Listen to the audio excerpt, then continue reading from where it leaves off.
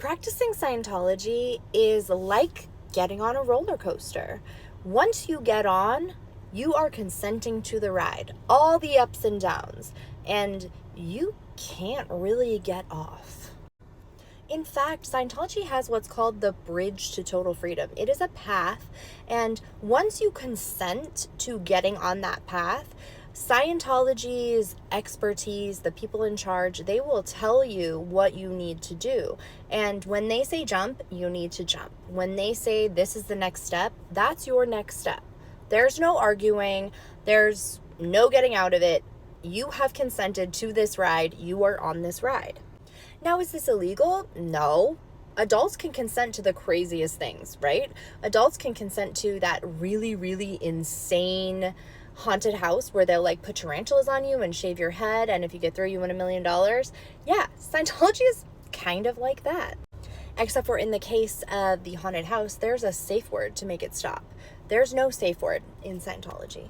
Though, just a heads up, if you call it a cult, you will get on an enemies list and get on the fast track out of there. But let's talk about children. Let's talk about children who get on this, let's call it a ride.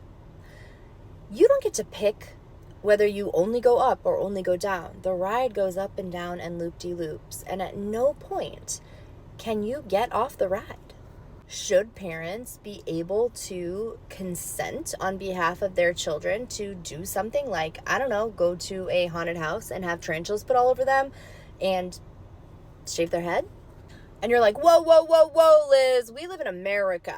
We have freedom of religion. You can't just go around telling parents what they can or cannot do with their children. And guess what? I agree. I actually do believe in the freedom of religion and the freedom of choice and freedom of speech, all the things, truly. So where can we draw the line? In my opinion, with this device right here. Because did you know that Scientology actually puts people on an electrical device to do most of their processing? If you do confessionals, if you do any type of like quote real Scientology where you're working up that bridge to total freedom, you're going to be on one of these meters.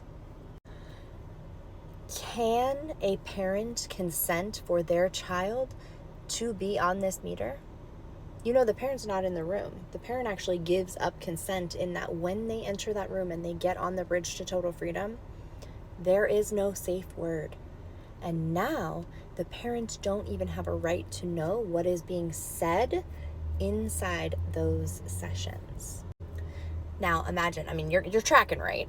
Now imagine with all that, after all that, someone comes along. You've endured this roller coaster, and you finally turn 18. You have your own agency. You say, I don't want to do this. This was not okay. This was not cool.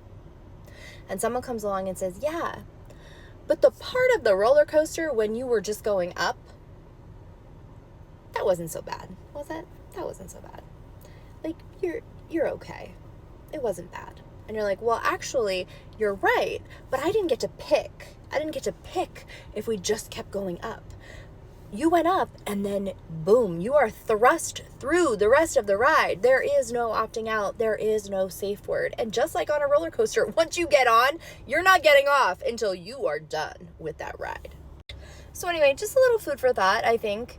And I guess I'd like to put it back to you guys that, do you think it's reasonable to say, and even maybe try to get policy out there that says, okay, you can practice and teach your children whatever, but you can't hook them up to an electrical device, and you cannot consent that they will go on that electrical device by anybody else, because you can't consent. The child cannot consent to that, and it affects their overall development. Anyway, what do you guys think? I'm curious.